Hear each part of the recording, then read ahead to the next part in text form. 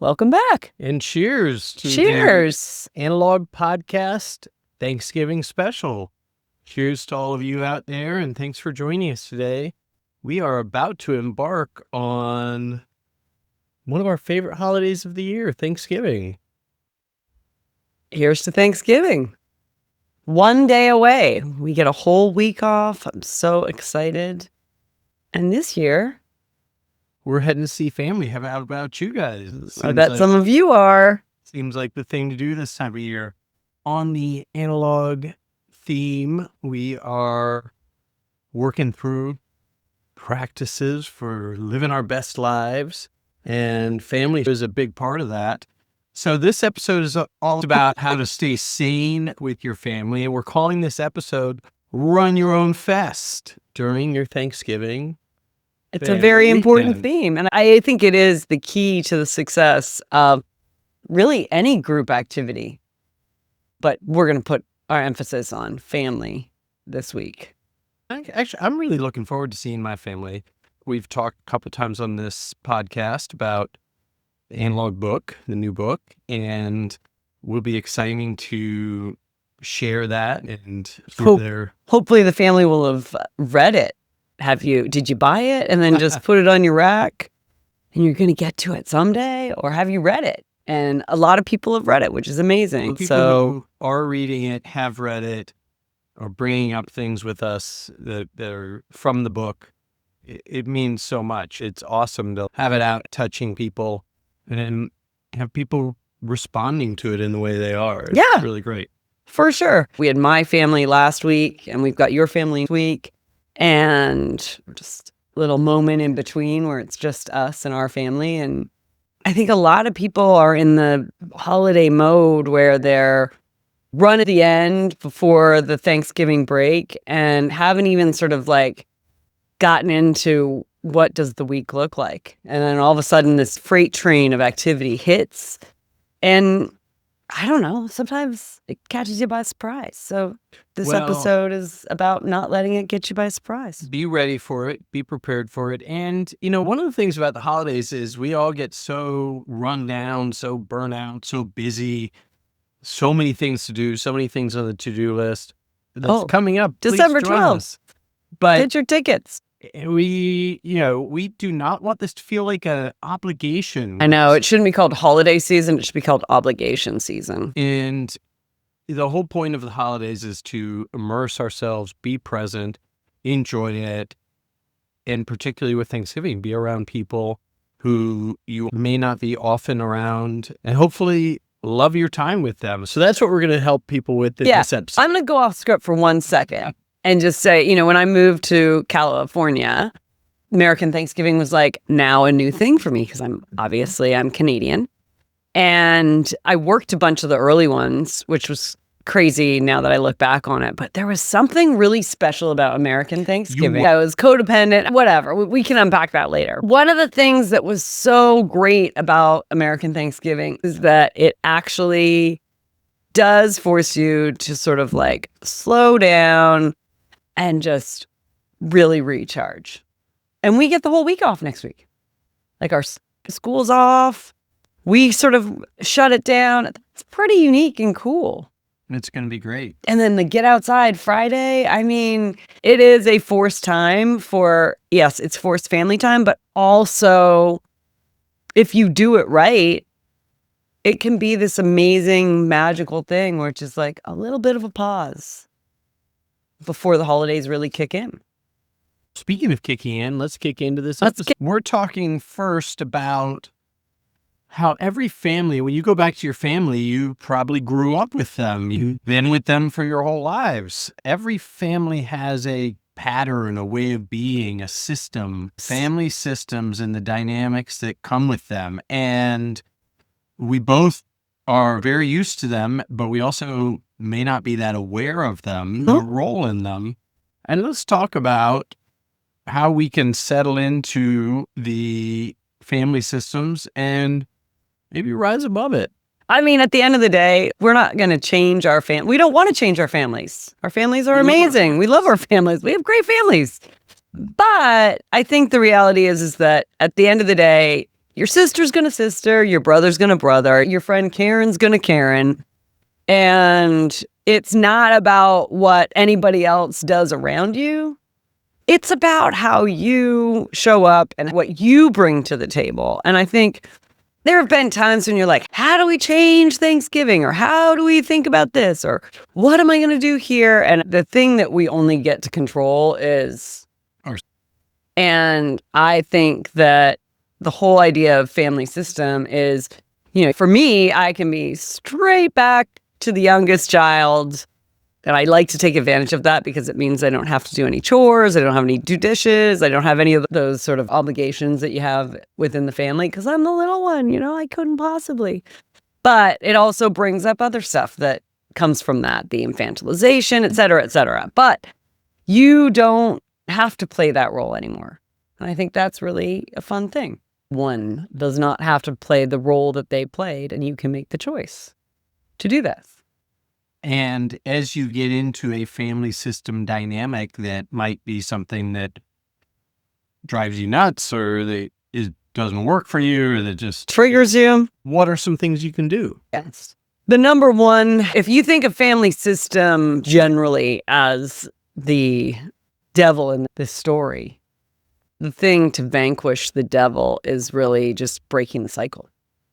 So for me, I always think drama comes down to the drama triangle. And the drama triangle, for those of you who are unaware, is someone always is playing a role of either persecutor, savior, or victim. And so when you start to see those patterns arise, saying to yourself, like, I'm not going to engage in any of those roles, but I'm actually going to stay in the middle and be like, I'm not any of it. So it's like disengaging from the neutrality. Really simple way. Simple words. Neutrality. Which is a really hard concept to figure out and do. And it's hard to not get into it. But if you find yourself in the pattern, maybe just break the pattern, which could be as simple as walking away, asking less questions, saying less words. Would you rather be right or would you rather be successful? I love that one because there's so many instances. God, we do it online. We do it in our families. We love to be right. Human beings love to be right. No, I know better. I've got better information. Sometimes you don't have to be right, or sometimes you can be right silently and just know you're right. Oh, I'm sure you spend a lot of time silently thinking you're right. But being successful is different than being right. And sometimes keeping something on track or allowing a dynamic to take place that you don't have to insert yourself into is okay. I mean, I think if you could do one thing to be successful in the holiday thing, it is try to avoid inserting yourself into any drama. And it's hard. It's harder than you think. I mean, I don't necessarily think of our families having lots of drama, but even micro dramas, right? This is general. I mean, our family's perfect. There's never anything. But I do think that idea of being the observer, you don't need to be the high and mighty one, but just being that observer and being like, I'm okay. I'm going to notice the pattern. I'm going to try and notice the pattern before I do it. Responding, not reacting. Anyway, so that's family system. Let's move on. Family systems. All right. When we are sometimes with our families and dealing with our family systems, we love to celebrate and eat delicious food and drink delicious wine. And sometimes drink a lot of delicious wine as a way of just really creating more enjoyment in the holidays and getting through it sometimes. As we get into drinking and drinking a lot of drinking too little, some people drink too little, in my opinion. First of all, let's celebrate this. We're drinking wine tonight to celebrate the toast of the season, which is a great way to enjoy wine. And this is a wine. It's a great wine for Thanksgiving. So if you get your hands on something like this, it's the Glue Glue from Los Yaris. It's a great wine for a sunny winter day or a beautiful summer day. But I think Glue Glue is beautiful. It's fresh. It's crunchy. It would taste delicious with turkey. it's a little light on the alcohol side, so you can drink a little bit more of it in the afternoon and maybe not fall asleep in front of the TV. All right. So Anyway, as we get into drinking wine, I want to give one of the things that people have mentioned in the book, and this probably was your idea, it might have been Rich's, but the little gray sections, the TLDRs. So we're going to do a little LDR on each of our sections tonight. But so before we move on, the TLDR on the last section, when you're noticing a family dynamic, when there's something creeping up where you've got to react or respond, somebody triggers you. What's a great thing to say that you want our audience to remember, file away, and use it at your Thanksgiving table when you're feeling that way? Honestly, what I'd really like to hear is anyone who uses this, because I've not been able to successfully use this. So I think it's a great word, and I'm going to try and use it at some point. I could get myself out of trouble if I would just use it, because it basically is neither. And the word is really. So if someone's sort of like, here's a way, like someone's acting in a way that might seem inappropriate, you could call them out on that behavior, but by calling them out on the behavior, you're probably going to get yourself in trouble. You're entering the drama triangle. You are entering the drama triangle by calling them out. It's plain and simple. They might be doing the bad thing, but you're calling them out on it. You're in trouble. Period. But if you say the word really, you can't get in trouble. It just sort of hangs it out there. Just hangs it out there.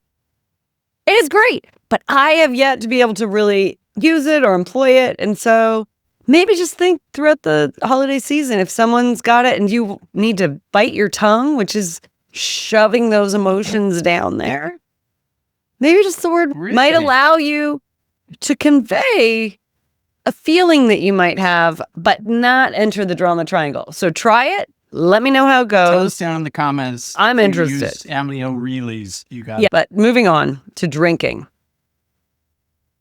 Drinking. All right. Caution on drinking. It lowers inhibitions. This is for the casual enjoyer of drinks over the holiday period. Like us. All right. So anger may creep in. Yeah. And you may have built up a little resentment over the weekend or over your lifetime. Maybe lifetimes. But when it lowers the inhibitions, it allows that anger to come out in different ways. So how does it come out for you? Ted, just pushing it down, pushing it real down. Yeah. For me, I sometimes get a little biting in my comedy. Really funny, but maybe not. Okay, so what does gestalt mean? Let's talk about gestalt next. Because one answer would be don't drink. Because I would not let... That's an option. Just don't drink. And just carry that anger. Just feel it. And so the gestalt is maybe deal with the anger in different ways, actually process it. So I think one of the ways that we do that is, and we've talked about it before, is scream therapy. And so when you're angry or you feel like you might be angry or it might be bubbling up, get in the car and do a real scream. Real scream. Yeah. At the core of Thanksgiving is really tradition. It's ultimately all about tradition. There's beautiful ritual, there's amazing food and feast, and I think that's really key to it.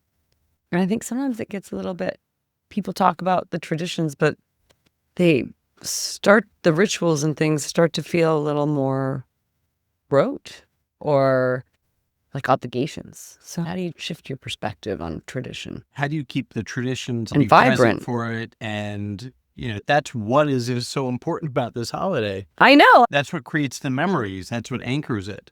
And I think family traditions. It takes commitment to it. It takes commitment from everybody to uphold those traditions. One of the things that I love about your family is Auntie Midge always brings the gingerbread houses. She buys them, she brings them, she organizes it, and she doesn't just show up with them. She sits down and the kids participate, her son participates, and everybody creates these amazing gingerbread houses. And in all of the chaos and all of the activity and all of the things, no matter how many people are around, she makes it a priority. And it's become a really amazing tradition, and it happens. But it really does take energy and effort. So what are those moments and traditions? I think you need to look at those through that lens of positivity. Like, wow, somebody's putting the effort into it. And if your family doesn't have traditions or rituals or ceremonies that they've added to it, maybe there's ways you can create some simple ones. Some of the reasons that we love ceremony so much with Cosmico is there are times when people are ready and need a toast or a blessing or a prayer or acknowledgement of what the moment means to have everybody gathered. Everybody's gone through so much work to get there, to prepare the meal, to be together, and it really anchors the moment to call people's attention together, to hold space and anchor the moment and the being for everybody involved. For me, sometimes I take those traditions and the ceremonies and the expressions of gratitude for granted. I think it's easy to say, oh yeah, we always do this, let's get to the turkey. But so many people traveled. It's universal. It's the crescendo. It's the moment. You travel, you worked cook. hard, trying to close up our books, closing up the work to get there. You get there, then you cook. You wake up at 5:30. You do the turkey trot. You put the turkey in the oven. You made the sides. You battled over space in the kitchen. You laid out this entire spread. And that toast, that gathering is the moment for that one moment. And then after that, you enjoy the meal and everybody has a wonderful meal and the conversations start and you're catching up with people and pretty soon you're on the couch and you're watching football and you're eating pie. And next thing you know, it's Friday and people are starting to think about departures and you're winding it down. And so that moment of being together and how sacred it is and how special it is to be gathered here today, I really want to be present for that and be aware of its meaning and be feeling it. And I think that's sort of the importance of that ceremony too. Oh, yeah. And I also think the idea of lingering over the meal, like I've been at, and this is not your family, I've just been to many Thanksgiving gatherings over my lifetime. The ones where it's all about the sharing of the stories and the love and who you're getting to sit beside different people at the table and really doing it hit so differently than the ones where you're just wolfing down the food and moving to the football game. You can take it for granted how much work goes into doing it and how much effort everybody puts forth to actually create those memories. And if you are not an active participant in the memories, well, I mean, that's just missing out. What are some of your favorite Thanksgiving memories? If people are thinking about creating rituals or adding ceremony to their Thanksgiving, what are some of the favorite memories or some things you've heard people do? Oh, I'm totally going to steal yours because you let me go first. We were here one year. We did a Friendsgiving with our crew. It was right after the Wallbridge fire. And we had just come back from North Carolina. We had been evacuated for many months. And we hosted Thanksgiving. We had a beautiful dinner. You created an experience where we all went for a walk along Wallace Creek. And you had bought these beautiful wreaths and had little prompts, I think. Little prompts for giving thanks. Little poems. To honor the houses along Wallace Creek. And so everybody went and posted a wreath on the houses that were lost. And it was really cool because I think like for the kids, it really connected them to like really think about what the holiday was all about and why we're all together. And it kind of changed it from just like food and booze. And it really brought it into focus. And I think for me, that was just a really special time. And it was a simple thing that you did, but it was with intention and it created that kind of joy. Yeah, that was awesome. So I think there's easy ways to do that kind of stuff. It could be like collecting shells on the beach, going for a hike with your family, throwing the football. And I think there's all these cool things that may seem like this is what we always do. But when we watch the movies and we see the shows about Thanksgiving, oftentimes there's like a football being thrown, right? Or a game or a pickup piece. And so it's like, to me, it's sort of like, how do you reframe and look at those activities and ceremonies and rituals and look at them in a way that is just through this lens of like, wow, when I look back 20 years from now, 30 years from now, 40 years from now, what I'm going to take away from my Thanksgivings together? Is it going to be full of obligation, or is it going to be full of these special moments where we were feeling connected and we were really appreciating it? Asking me what my favorite memory is? Oh, no, I wasn't going to do that. Go ahead. What's your favorite memory? I love a turkey trot. A turkey trot. It's a good one. The turkey trot. Oh, the turkey trot. It's so cool. Waking up together way too early. And then you get out there and like people are jumping around. And the music playing. And I love the people in the costumes. I think we got to get some hats or turkey hats. But it's great. It's not. You feel like you're part of your community. Yeah. And your own celebration, but then you recognize that everybody in your community is doing the same thing today on this special day, and they're all fun. Gonna go back and enjoy their turkey dinners. But beforehand, we're all gonna run at some pace, whatever pace we want. Not a big deal. I used to be a lot more competitive. Now I'm just gonna be chill this year, but maybe I'll run with Harper. But anyway, I love a turkey trot. It's like a great kickoff to Thanksgiving. It gets you in the mood. You burn a few calories. I love it too. I mean, my first turkey trot, I was very nervous, but now I'm good. All right. Run your own fest, or should we call this segment Run Your Own Feast? Feast. I was thinking the same. Create joy through boundaries. I mean, at Thanksgiving. How do you make Thanksgiving joyful? This is how we're going to end today. So we've saved the best for last, but I think it's really important. This is like a week of vacation or a couple days of vacation, whatever works for you. It's time together. Everybody's worked so hard. You're with your family. It's important that it's joyful. Yeah. How do we make it joyful? Let's talk about that. Yeah. And I definitely think the theme, wasn't for number one, it should not be, I'm really looking forward to Thanksgiving, and then I'm really looking forward to Thanksgiving being over. Like that, I feel like that is, if you're on the treadmill of life, that's like... What about this one? I'm really looking forward to Thanksgiving, but what I'm really looking forward to is getting on the computer or doing some doorbusters on Black Friday.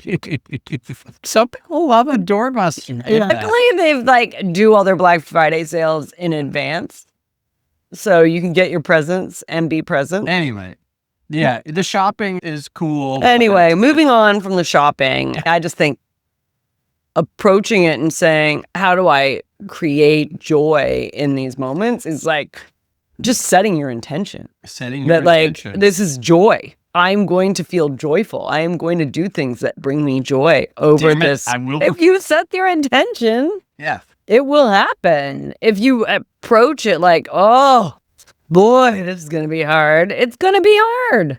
So at least start with the idea that it's joyful. I'd rather be disappointed that it wasn't that joyful than be not disappointed. It was a painful, obligation-oriented experience. So number one, start with the idea of joy. And then why don't you give us some of your techniques for how you create joy? You do a really good job of carving out joy for yourself. Well, I think carving out is, an interesting choice of words.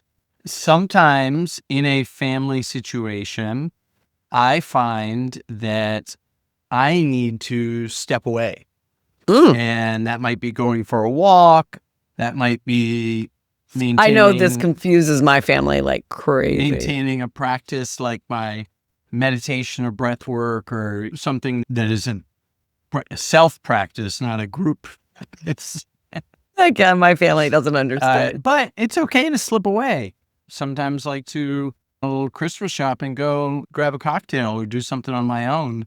I think that allowing yourself to recognize that you are not being selfish by practicing self-care, whatever that means, so that you can show up for your family and for the rest of the time with a smile and in a great place. And you're like, I got done what I needed to do. That might be send some emails or listen to a podcast or watch this podcast. That's a good idea. If you've saved this till Thanksgiving morning, take a nap. Take a nap. Read a book. All of those things are things that, for me, I find that in a group dynamic, it can be overwhelming, and there can be a vortex of energy that is a group dynamic energy. And sometimes I like to take a little break from that. I think that's super smart. And I think that when you think of family systems and when we come back together at Thanksgiving, and if we all end up in this vortex of activity, I mean, this is like a universal construct.